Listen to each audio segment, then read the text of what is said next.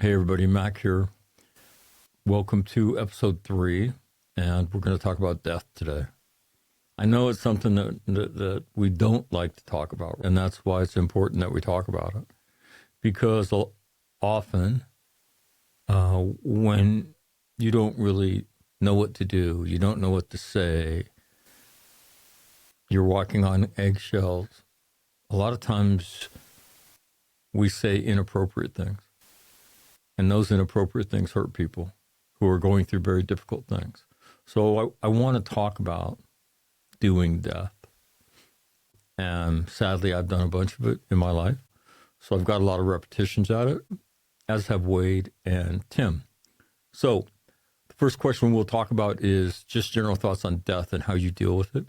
The second question we'll entertain is Wade had a commemorative event on the 1-year anniversary of Juan's suicide. I don't know anybody who's ever done something like that before.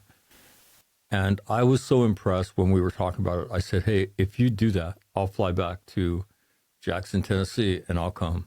And I did. And so we'll talk about that. And then the other thing we'll talk about is when you get to the front of the line, what should you say? We all struggle with that. What do I say? And so we'll talk about that. So without further ado, Tim Lynch and Wade Cates. So men, how you doing? Everybody doing good? Doing great.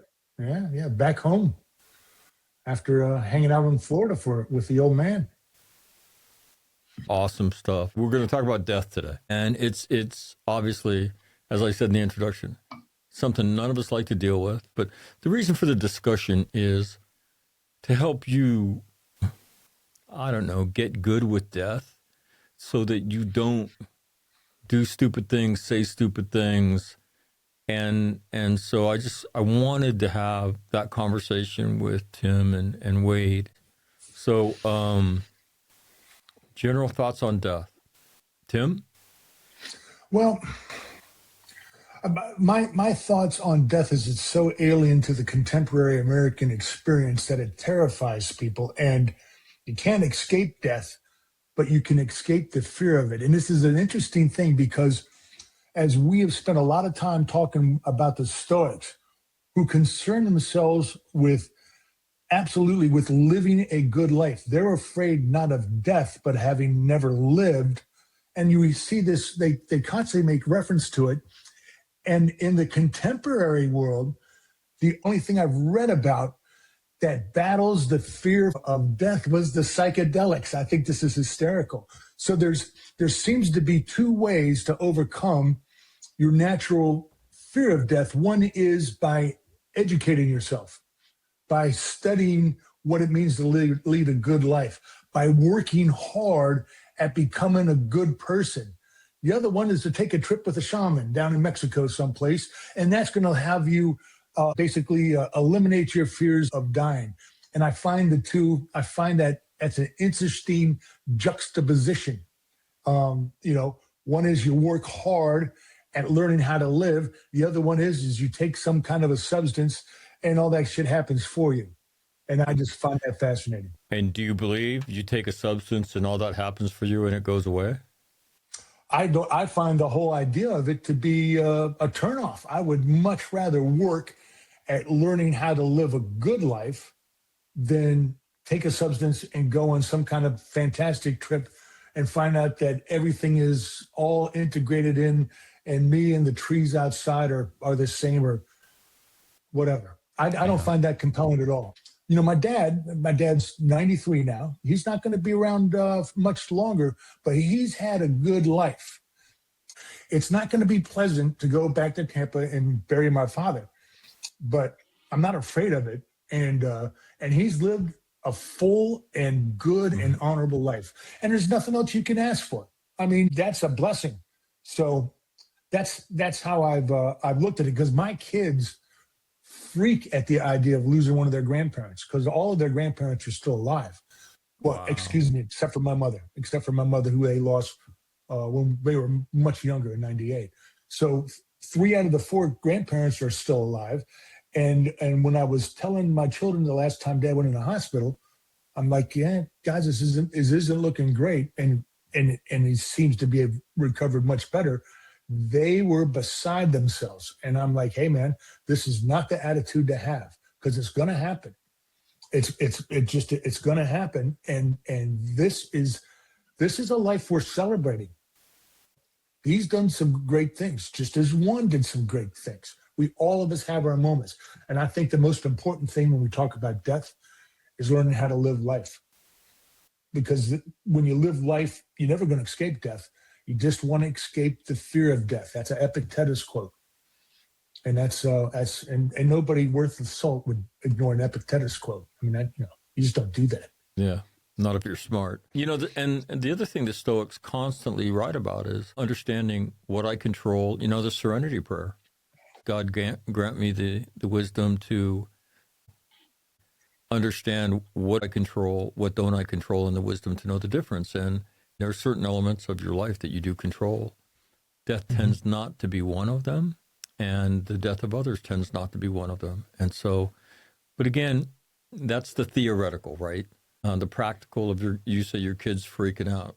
Well, I mean, learning how to do death, the finality of it, there's no going back and saying, I love you. There's no going back and being with them and telling them it's going to be okay. Or going and spend more time with them. There's none of that. It's just, and that's the thing I hate about death. It's just so final. It's like, wait a minute. No. And there is none of that. Boom. And so to me, you when you're young, you don't talk about it, and then it happens. And I think when it happens, just like when other traumatic events happen, it is an opportunity for all of us to sit down with our kids, with friends, and to talk about these things and help them learn how to do death and have these deep conversations. The other thing I think that does is it opens a door that we can, like Wade has said, we'll go there with you. But that takes repetitions. It's easy to say, but when you have, the passing of somebody in your family, it is a chance for you to do the groundwork to tell people, I'll go there with you. Wade, general thoughts on death and how you deal with it. It's obviously it's an inevitable subject, right? It's coming for us all, and there's. Well, hold on. I want to differentiate Wade from both Tim and myself. We don't live in Wade's zip code. I mean, Timmy just described the circle of life. All the grandparents are alive. My dad, at some point I will bury him. But, he's lived this great life and done great things. So that is a very different statement and world than the world Wade lives in. I don't know if my view would be fundamentally changed about it. Because even though I've done a lot of death in my life, not in my immediate circle, none of my children, my ex-wife, those people, the people that I value, my cousin Tom, my besties are all still here. And so to me, that's why Wade has a perspective that I don't have. So with that said, Wade. No, it's, there's a spectrum to death, right? It's coming up for all of us. And, Western society is very affluent, which is a blessing, but it puts certain perceptions that are stupid in our head. That death is foreign. Death is not foreign. Death is as natural as birth. It's what's going to happen. If you're born, you're going to die. And that's the hard part sometimes. My father, he had a pancreatitis attack in, I think, in 2009, which he survived. They didn't think he was going to survive, but he survived. But it started this countdown clock of an autoimmune disease that eventually killed him about 9 years after the pancreatitis. So it was a slow countdown. And the last time I spoke to him, he went into the hospital. He was fully coherent. His body was shutting down. His respiratory was fine. But his immune system was shutting off, literally. And he went to the hospital. They put him in the hospital. We all went up there, me, Rosario, Esperanza, and Juan. And we spent a couple hours with him. And I remember hugging him that night, say, hey, it's going to be all right. He didn't sleep that night. And when the doctor came in, the doctor said, I think we're going to intubate you. And Dad was a hardworking blue collar preacher, farmer, grew up as a farmer, never went to the doctor. But when the doctor says, I think we're going to intubate you, he said, go ahead, please. That night was the last night I spoke consciously with my father. For the next, approximately 30 days, he was in a coma as the clock just ran out. And we knew without a miracle that, towards the end there, that it was the end. If there's not some kind of literal miracle, because the doctors have done everything, this is it. And, I went into the room one night with him and I told him, go on. You've got 7 kids, a ton of grandkids, but your body's done. You need to go on and rest. So the story of the Vogel boatman who transferred the living from the land of the living to the land of the dead, because I have a biblical worldview on death. I believe there is an afterlife. People got to come to their own conclusion on that. But death was a welcome visitor when he came, because the suffering ended. Now, the second that light goes out and that soul leaves the body, there's nothing prepares you for that stillness. I don't care how many times you've done it. I've seen death quite a few times, but when the soul leaves the body and that emptiness and that vacuum of Dad's finally gone, there's something to deal with that. But then on the other side of the spectrum is Juan, right? Vibrant, full of life, tons of things to still accomplish. And death comes. I won't say come for him, but death came, right? That's much harder to deal with.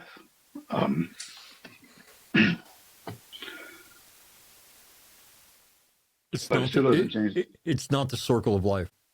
What Tim described is the circle of life. What you just described with your dad is the circle of life. Juan, that's not the circle of life. And again, and for a parent to bury their child, not the circle of life, man. And that's what's interesting about, again, all of us have served, all of us have been in harm's way. And when we look at people and say, I'm not in your zip code, and they look at us like, what do you mean? Isn't going to war the worst thing that could ever? And the answer to that is no, it's not. No, it's not. And people are stunned by that. But it's important for them to know that. And I think we all have a tendency to diminish our own traumatic experience, to be able to say, that's why I don't have to deal with mine, because, Wade's is worse than mine, so I'm okay. Well, no. Wade's might be worse than yours, but you're not okay, right? But we have this tendency to do this, and in order to do, I don't know, either not deal with it or maybe dismiss our own or write our own off. So what I don't want people to do is dismiss what you've been through because somebody's worse than yours. It's all in the red zone. And just because somebody's is worse doesn't mean yours isn't bad and doesn't merit you to deal with it in a very serious way. But like I said, Juan, not the circle of life, man. Yeah. And I had a friend that called me, reached out to me immediately after Juan, and he said, we need to talk. And they lost their infant son. I believe he's around 6 months. I don't want to be wrong on the details, but they had this beautiful bouncing baby boy, all just joyful. They took him into bed one night, all happy, and goes to sleep, and they wake up the next morning and he's dead. And he called me and talked to me. He said, it'd been a few years since they lost him. He just talked about the emotions. How this is not a one and done. How, as a family, you're going to have to work on this, and it's never going to go away. And he was teaching this stuff without knowing it, but he was teaching it from the experience. He said, you need to hear this now. And, that was one of the few people that reached out to me very early on that really, it helped me to realize, affirmed what I was already thinking, because, that this ain't going away. Well, that's the whole idea, that it's not fair And it's one of the things that you hear, when somebody dies. It's so unfair. He or she was so young, or they had so much ahead of them, you know. But again, that's the whole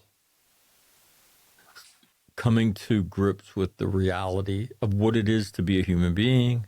There's randomness on the planet, and when you think about some of the ways, I remember reading a story, and it happened in Los Angeles. Guy just driving down the interstate. A wheel comes off of a car going the other way, bounces, comes over the center divider, hits him in the windshield, and kills him. Like, what is the probability that you're going to be occupying that space of ground, given the traffic lights you went through, given you stopped at 7-Eleven to top off your coffee, and all the things that you're going to occupy that given spot? And so you see this stuff, and it's just, life's not fair. How do you respond to life's not fair, Tim? That's a difficult one because fairness seems to be something that is baked into our culture. And the only way that I know to deal with it, and I try to explain this to my kids even when they were younger, is that nobody's guaranteed fairness. Nature is not fair. Life is not fair. And you have to learn to accept the decisions that are way outside of your control in order to live with any kind of dignity or calmness or to develop proper character. Because if you are continually obsessed with this happened to me and it wasn't fair, I didn't deserve this. I could point a lot of things in my past where I certainly felt I didn't deserve this. This is the events conspiring against me. And that's just a recipe for misery. That's a recipe for retarding your ability to enjoy life. It's a recipe for thinking that self-medicating is a great idea. That's just not the way to live. So the way that I would deal with it, if I could sum it up in a pithy manner, which I'm obviously failing to do right now, if I could sum it up, you've got to learn to accept what you cannot control and work at controlling what is under your control. And that includes your reaction to stuff that doesn't seem like it's at all fair. It's not the event itself isn't what's causing you to obsess and dwell and be depressed and not be able to sleep and whatnot. It's your reaction to the event. That's the only thing you can control.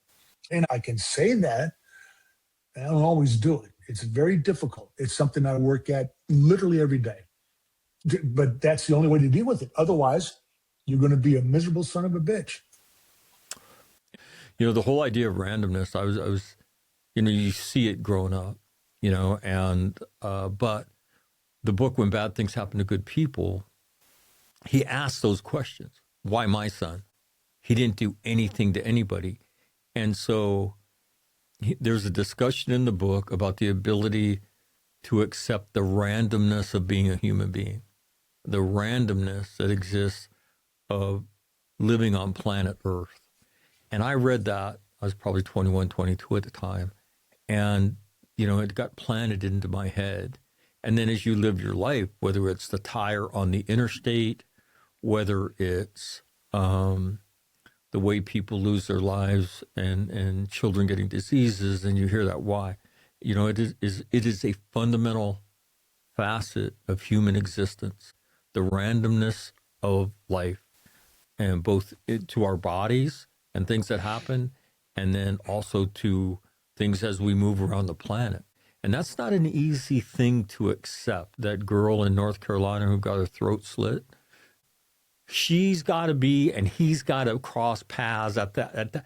What are the odds of that? There's zero. When she gets up and starts her day, that she's going to be, come on. And you see that, and yet it's, so life's not fair, and I think it's a very easy thing to say, but I think, again, in keeping with these discussions, you've got to peel that back for people, because it's a really important idea that people understand.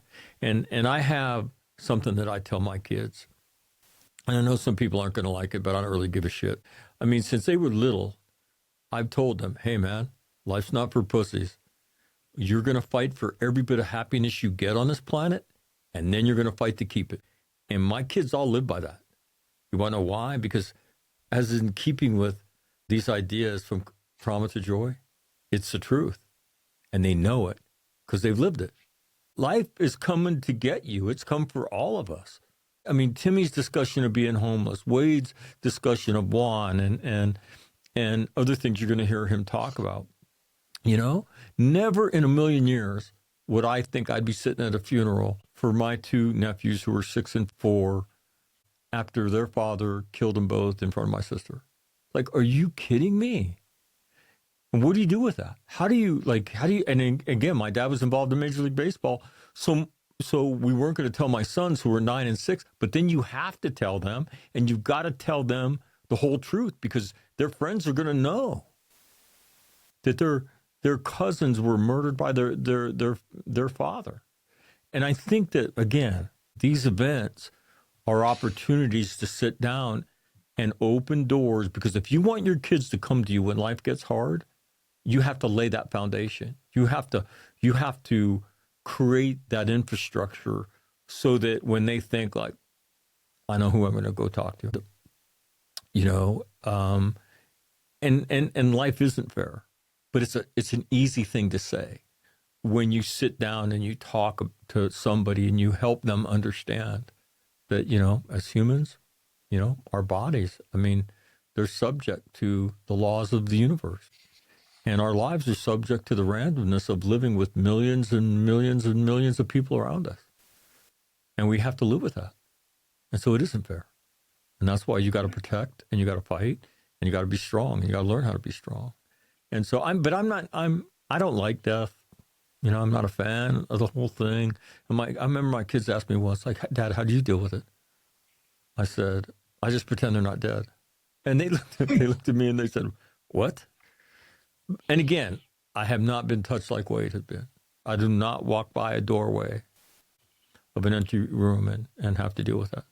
You know, the death around me has been around me. And I said, no, I mean, like my mom's contact, when I type in KATH in my contacts, my mom's contact information comes up on my phone because I won't take that out of there. I mean, she's my mom. I can't. You know, so I just, and they started laughing. They're like, that's kind of dumb. I'm like, I don't care. You ask me how I do it. I don't like to dwell on it. But what I do try to do is I try to take something from that person's life and I try to make it a part of my life. The way and that way they're never dead. I mean, my mom, the voice in my head is my mother, man. When I'm doing stuff, I can hear her. I can hear Kathleen talking to me. And I am the person I am because of my mom. And so, you know, you try to do things that honor those people. And in that way, they never die. In that way, if they were, for instance, if they were fond of Special Olympics and volunteering, go make that a part of your life. And every time you do that, you're the ghost of whoever you're modeling that after, they're going to come into your head. And so they never die. And that's all you can do, because the finality, if all you have is the grief, that's hard. And all you're doing is hanging in there with grief. You have to find a way. And as Timmy mentioned, and I really learned this in my experiences in Iraq and Afghanistan, you really had to find a way to genuinely celebrate that person's life. And for us there, we were there doing what we decided we should do with our lives. We were dedicated to the nation. We wanted to be there, right? And if you'd asked, you know, virtually everybody, something bad's going to happen today, do you still want to go? The answer would be, hell yes, I want to go. And so to celebrate that life, that they were doing what they loved to do with people they'd love to do it with, and that was not a natural thing to do, because naturally the grief is overwhelming. But you've got to be able to go up there and talk about how lucky you were to have that person in your life, how much of an impact they made on your life, and how you will always cherish those memories and how those are life-changing events for you. So again, I think you have to learn to do that. And then you have to learn to take something of that and put it in your own life as a way of sustaining that memory. Because Wade said this the other day. He said, until they stop saying that person's name, that person's not gone. But once they stop speaking their name. And so that's how I deal with it. That's how I deal with it. Wade, talk about what you were wrestling with when you came up with the idea of the 1-year commemoration of Juan's death. Well, I knew it was going to be, obviously, it's going to be a hard day, the 1 year. It's when it's the freshest. And I thought, it's been 4 years, been through 4 of these. The thought is that it'll get easier. It gets different, but it doesn't really get easier. But going into the 1 year's coming up, and I knew the entire family was going to be going through this. I have 6 brothers and sisters, sister-in-laws, brother-in-laws, nieces and nephews out the wazoo, and I knew this was going to be a focus for a lot of people. And his circle of influence was very big. I mean, there was close to 500 people at his funeral. So Juan's circle of influence was pretty large. My sister and brother-in-law have a small barn, not like a cattle barn, but like a function place. I don't know how to say it. A gathering place, right? So I talked to them and we set it up, and we just decided we're going to have a day of remembrance for Juan. We're going to have food, we're going to have drinks, we're going to have cake, cupcakes, we're going to have a bonfire, we're going to shoot off the fireworks, and we're going to put up pictures of Juan, and we just want everybody to come and remember Juan, because it's going to be on your mind anyway. So let's turn this into a celebration. So you take the good with the bad, and we put it together. Matt came out, and another friend of ours came with him. And it was just, for me, a beautiful event. And the plan, which I have not fully been able to do yet, because 5th of May is Cinco de Mayo. It's already a party day in the United States. So the idea in my head is to somehow turn this into a suicide prevention, suicide awareness, trauma survival event in town, either some kind of music food fest or something. I want to normalize these discussions and bring it to the town square, literally to the town square, because that's where it'll be, right off the town square, and to do these things. But that's where. But you were talking about memorials and things you do. In this room, there's obviously several things that memorialize Juan. And on the shelf over there, I have a thing I bought years ago, and I don't know why I bought it, other than it just caught my attention. It's like a wooden platter with a dome lid.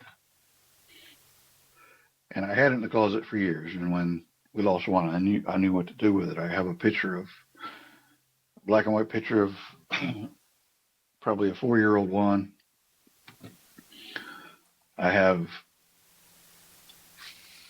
I gave him a skull bracelet, and we were arguing one night, and it was a teenage argument, and he took it off, and he swung his arm around. He didn't mean to, but it shattered and broke, and all the pieces came off.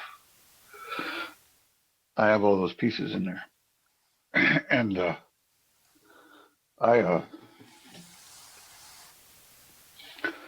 don't remember if it was his 16th birthday or his 18th birthday, but I want him to have a watch, an analog watch, and an automatic watch. Means it powers itself. Now, it's a Seiko. It's not a Rolex or anything like that, but it's a Seiko watch that's powered by the movement of the body. That watch obviously doesn't run because Juan's body is no longer here to power it. But it's one of the memorials I have throughout the house. Let me ask you about those memorials. Some people will say, well, all that's going to do is bring every time I see that, it's going to bring that pain back up. Your thoughts? Um, yes, it is. But the pain's going to be there anyway. When I see that picture, I remember when that picture took. It's in a basketball picture frame. He didn't play basketball so much. He played soccer. But it's his athleticism, right? Right. I remember how happy he was when he got that bracelet. I remember the argument where it broke. And I remember the joy that was on his face when he got it because it was super cool. It was a turquoise with a silver skull. He thought it was cool. I remember how much he liked to watch. Right? There's no way to get rid of the pain. So you might as well embrace it. Right? And when you do, you're going to feel a joy with the pain. You can go with just the pain, or you can take the joy with the pain. I recommend taking the joy with the pain. And again, another thing, tattoos. I have a couple on me in honor of Juan. There's a funny story behind one of them. He got. I'm sorry, I'm rambling, but It's okay. We're used to it. yeah, he was a senior in high school, right? And he was supposed to have been home, and my wife called me and said, "Where's Juan?" I don't know. I just come in. I've been on the road, and I was in town, and I look on my phone because I pay for the phone, so I know where my phones are at. And he was downtown, so I go downtown, and I park beside his car, and he comes walking up the sidewalk, a little shocked to see me. And I said, "Where have you been?" And he's like, he just pulled his hair back and turned his head, and the boy had a swallow tattoo, the swallow the bird, behind his ear with his mother's initials and his sister's initial. Now the swallow sigil for seagoing sailors, sailing ships, it's a sigil of protection, right? But the funny thing was he messed his mom's initials up, right? That's the funny part. And I'd already told him, you're not getting a tattoo until you're 18. I had that tattoo recreated exactly with the errors on my chest, right? And with the date, his birth and his death. When he spent several years training in judo and Brazilian jiu-jitsu, he was due to be promoted to the next belt in judo the week after he killed himself. Now, his sister had been training longer, so she was actually ahead of him. But the sensei promoted her, and then he also gave her Juan's belt. But when he spoke to the dojo, he said, told them, because pretty much everyone knew, but he told them, about Juan's death. And he said, roll like Juan, because Juan, no matter if he was getting the crap beat out of him on the mat, he was happy, man. He loved it. And he would bounce back up and go back for more. So on my forearm, it says roll like Juan, and it has two judo opponents, one of them being tossed, right? So the things you do to memorialize. You know what? Tattoos. I was going to say it's your idea of sweet and sour. Yes, sweet and sour chicken for the rest of your life, man. Now you can just have sour chicken if you want, because you're going to have to embrace the sour to get to the joy. There's no way around it. It does not happen naturally. It takes a conscious decision that I am going to look into the face of pain to find joy, and you will. But it's not instinctive thing necessarily, because it hurts when you first turn your head to look at that. But his urn's beside my chair in there. His favorite bandana is wrapped around it. That's not, of course it's sad, but it brings me joy as well. I can't have him here, but I can have some of his things, and I can remember the accomplishments he did. But again, Wade, the other thing that if you think that you could exclude the memory and the pain by not having that person memorialized in your home, you're crazy. Your brain does not work like that, No. Seneca says it's better to conquer grief than deceive it. And what we're listening to Wade describe as how he's conquering grief. But nobody says that shit's easy.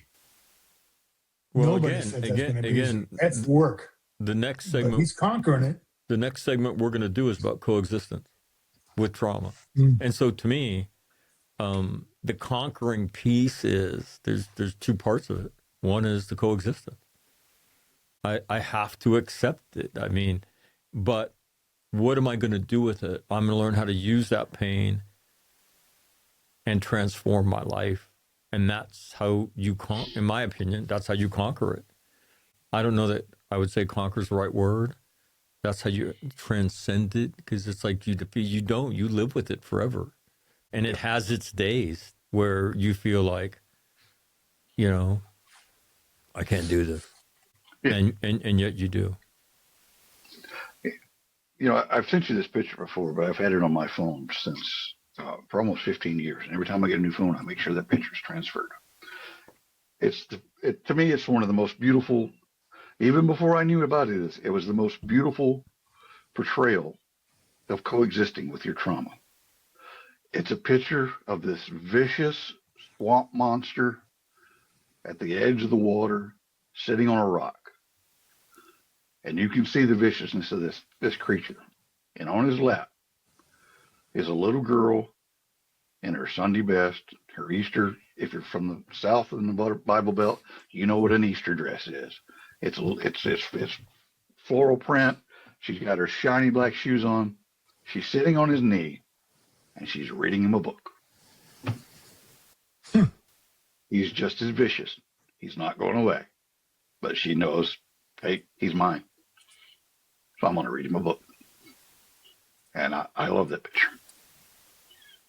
Again, that's all under the idea of life's not fair. And it's not fair. Okay, but again, I think if the best you can do is to understand that, and then you have to accept it because there's no choice. And then you have to be able to have conversations that spread that wisdom and help other people. And that's as good as it gets. That's as good as it gets. I want to talk about when you get to the front of the line, what you should say.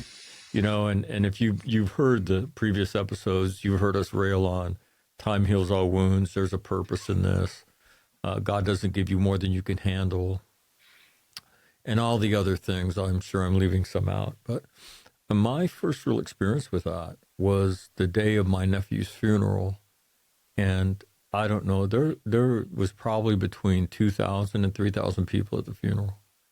My family we grew up in Sacramento. My dad and his brothers and sisters were all over that city and had been there forever. And a lot of people came. My sister, after the funeral itself, wanted to greet people coming out as they came out the front of the church. And I can't remember if my mother or my father came up to me and said, Michael, stand behind your sister in case she faints. Try to catch her before she hits her head on the ground so we don't have to go to the hospital. Okay. And so I'm standing behind my sister as people come out and say all that shit to her. Now, she had just witnessed her two sons being murdered by her husband, and then her husband killed himself in front of her. I'm standing behind her, and what do you say? What do you say? And so I think, what do people default to? I'm going to say something I heard my parents say at a funeral when I was a kid. And that's where that stuff comes from. Those people were all there because they cared.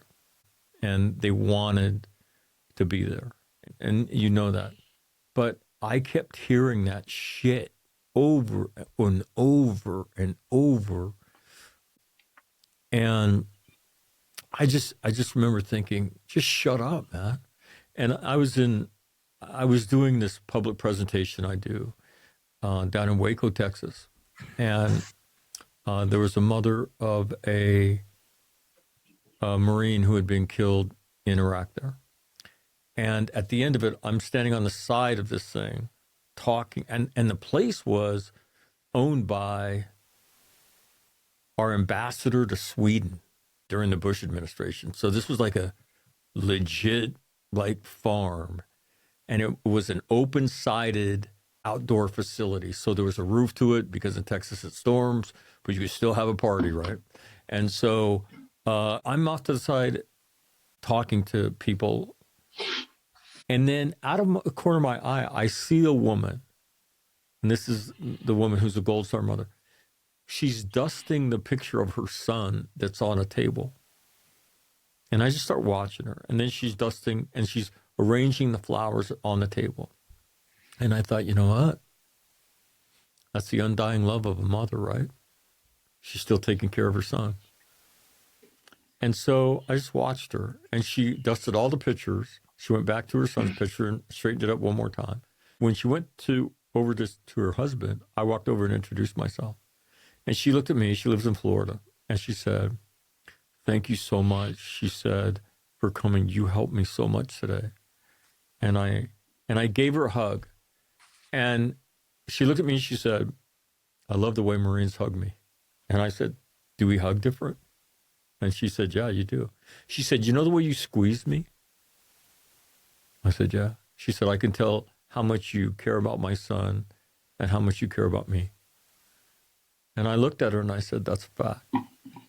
And I looked at her and said, and I'd recommend just straight up steal this. I looked at her and said, "Hey, anytime you need somebody to talk to, you have my phone number. You call me 24 hours a day, 7 days a week. And if I hear you're struggling and you don't call me, I'm going to fly to your house in Florida. I'm going to rip up all the flowers out of your flower bed. I'm going to throw them on the roof, and then I'm just going to go home. I'm not even going to come in and say hi." And with that, she started to laugh. She said, "What?" I said, "Yeah, I'm serious about that." And I gave her another hug. And she looked at me. She said, "Thank you." And I looked at her and I said, "I'll come to Florida. Don't push me." And she started laughing. So what I would recommend is tell them I'm there for you 24 hours a day. I love you, because that's why you're there. And then be normal. Do not say boilerplate things that aren't true, that only contribute to somebody else's memory. Because I know you're scared shitless at the front of that line. Squeeze them, tell them you love them and that you're there for them. That's all you got to do. And then be normal, because they're craving normalcy. So if you're a 49er fan, say, "Hey, 49ers might suck this year," right? Because that's a breath of fresh air in this turbulent world of death and trauma that they're going through. So be normal, tell them you love them. So do you guys have any advice about when you get to the front of the line? Timmy, any advice for people when they get to the front of the line? What do you do? I was going to say, hug them and tell them you love them. I didn't think to throw in about ripping up flowers and shit like that. But I don't believe there's anything else you can say, because everything else just sounds trite. And that's not what anybody needs at the front of the line. But no, I think your advice and your story is absolutely the only real option for you. And having known you for as long as I do, and understanding that you hated hugging people before you started all this. I mean, you were like the not hugging guy. Don't fucking hug me. I remember you saying that. No, and the trick is occasion was. Extend your hand, lock your elbow, and when they kind of try to roll into the bro hug, you're like, "Yo, dude, what are you doing?" And Yeah. I remember that. So listen to you talk about hugging people like that. To me, is almost creepy. You know it has to be serious if I'm busted into a hug. Go straight to the armbar. Yeah, exactly. I mean, it was his signature move. So it's very strange. Hey, how you doing? But no, man, I don't think there's a whole nother, as you explained it so eloquently, that's really the only option for somebody who gives a shit. And but again, just like so much of what we talk about, somebody's got to teach you that, because you don't know that. All you're scared shitless as you get closer and closer in that line. What do I say? What do I say? Hey, time heals all wounds. It'll be okay. And they're trying to do that. And I understand that. That's why somebody's got to teach you this shit. Wade, you stood in the front of that line. What advice do you have for people?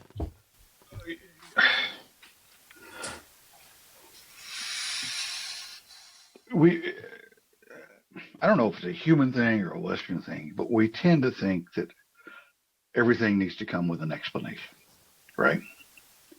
But sometimes, especially in moments of grief like that, don't try to explain anything. Mm. Just, if you can't think of anything to say, your face will say it. Just hug them.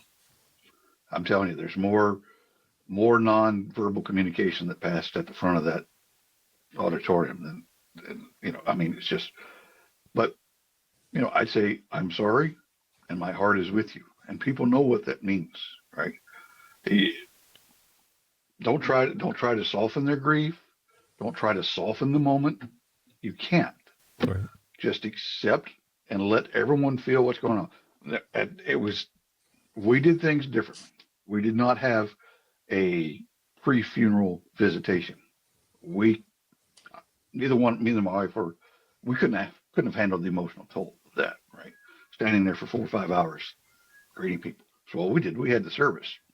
And then at the end of the service, we went to the front of the auditorium. And all those 500 people, they had about 30 minutes. So, and that may sound rude, but what it forced was condensed contact, sincere contact, and it didn't last forever. But there was some moments I was laughing my head off, moments I couldn't speak because I was crying too hard. All of that happened in that short space of time, right? Mm. So let the moment be what the moment is. If you laugh, if you've got something funny, if you've got a funny memory you can share quick, tell it. But when you get to the front of the line, sincerity and brevity. Don't try to explain anything. Just let them feel exactly what they're feeling. But in terms of death, it's not an easy thing to do. I think that when you say true things, it opens up a door for a conversation that you can have. And that is creating intimacy with your kids and your friends. And you need to do that. And if you, again, always default to tell the truth, life, it does get hard, okay? And if we don't put the picture up, or if we take the picture down, it's not going to make the pain go away. And so you need to accept that, and you need to find a way to remember people in your life. And I think if you do that, you're doing about as good as you can do.